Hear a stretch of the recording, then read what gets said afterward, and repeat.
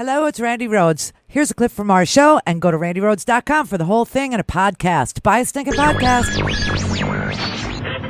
Mary had a little lamb. The fall. We believe that all men are created equal. To the magnificent mosaic that is America. From radio beacon to radio beacon. I have a dream today. Change has come to America. Believe me. Knock, knock.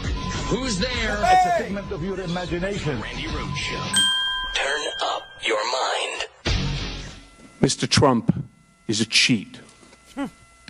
As previously stated, I am giving to the committee today 3 years of Mr. Trump's personal financial statements from 2011, 2012, and 2013, which he gave to Deutsche Bank to inquire about a loan to buy the Buffalo Bills and to Forbes. These are exhibits 1A, 1B, and 1C to my testimony.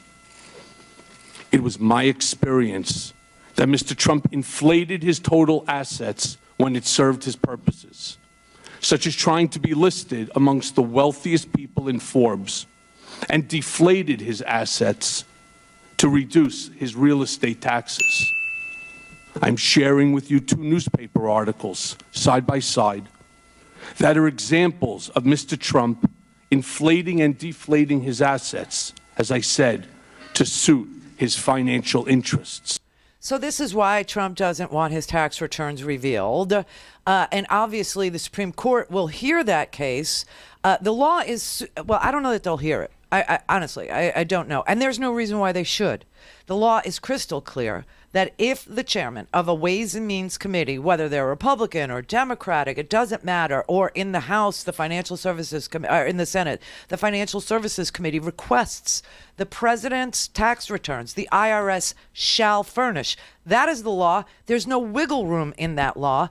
And so here's what the Supreme Court did. They inserted themselves into this because Donald Trump went to them and said, I want you to do something. You got to stop this. You got to stop this.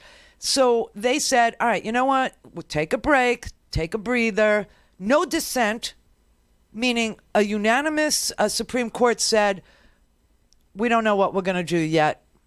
You don't have to turn over the taxes. Mazars doesn't have to turn over the taxes. Trump doesn't have to turn over his taxes to the House of Representatives until we weigh in. They expedited the hearing. Okay, a lot of stuff's going to happen the week after Thanksgiving. A lot of stuff. December 5th, the Supreme Court is going to hear the arguments with regard to Trump's taxes. And also December 5th, the House of Representatives is going to have a debate on what Donald Trump has been proven to have done and whether or not that is impeachable. So a lot of things are going to happen a week after Thursday, the following Thursday. But here's something really, really freaky interesting. John Bolton finally got his Twitter account back, as you know, and he made a big damn deal about it. And I think the rule is something like if you had a Twitter account and you were part of the administration, when you leave, you're responsible to set up another Twitter account. I don't know. Anyway, he said that Twitter had put some code on his account, that the White House had put some code on his account, and that Twitter took it off so that he could access it. Who cares? That's really small stuff. But now he's tweeting, and today he tweeted. And people think this is cryptic, and I don't. I think this is specific, and I think this is pointed.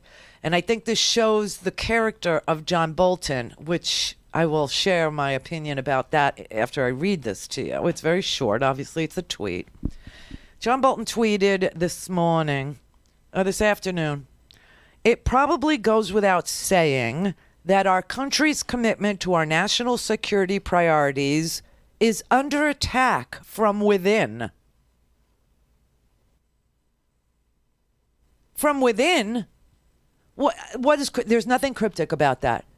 Okay, that means that that Donald Trump's former national security advisor, John Bolton, the one before that is, pled guilty to, taking Russian money.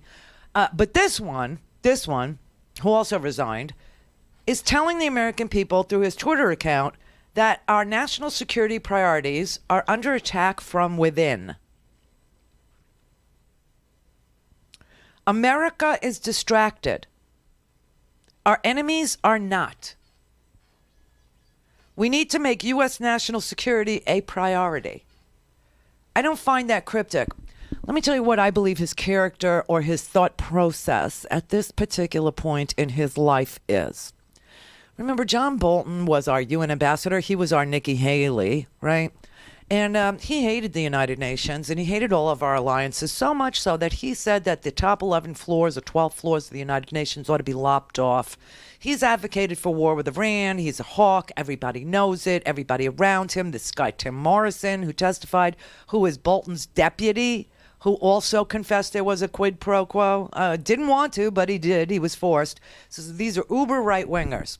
When the uber right-wingers are telling you that this president is attacking our country and that the president himself is a danger to the United States and our way of life, democracy, a disciplined and professional citizen military, and he's trying to turn that into his own personal mercenary force, right? And that U.S. national security has got to be our priority and that our national security is under attack from within, it tells me that John Bolton is looking to get a lot of attention. Why? Well, we all know John Bolton signed a book deal. I believe his advance was $2 million. John Bolton has been a government worker for a really long time, making a government salary. You know, I mean, 100, 140 maybe, right? And I'm sure he's had some side things going on in between his gigs in the government. But this is his big payday. This is where he cashes in and cashes out. And he is going to milk this for as much as it's worth. I believe, and I'm telling you right freaking now, John Bolton will testify. He will show up. He will be sworn. He will not invoke too much privilege. And he will tell the story of what he knows about the president threatening Ukrainian military aid, President Zelensky, Maria Yovanovitch, Rudy Giuliani's insertion into our foreign policy apparatus for his own personal benefit, for Parnas's own personal benefit, for Igor Fruman's personal benefit. He will tell you everything. I believe that that will happen, but not until there's like this frenzied pitch and that it becomes must-see TV the day that John Bolton testifies, that he will be the hero that delivers the United States from the evil that is Donald Trump. And so he'll just wait for a while. He'll just wait. You know, the country is evenly divided as of today, 50% for impeachment and removal and 50% against impeachment and removal. Bolton knows he can flip the script one way or another, but he is going to get paid. But this tweet, it probably goes without saying that our country's commitment to our national security priorities is under attack from within. Period. That's founding father stuff. We will never be destroyed from without. We can only ever be destroyed from within.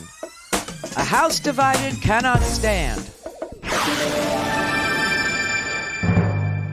Go to RandiRhodes.com for the whole thing and a podcast. Buy a stinking podcast.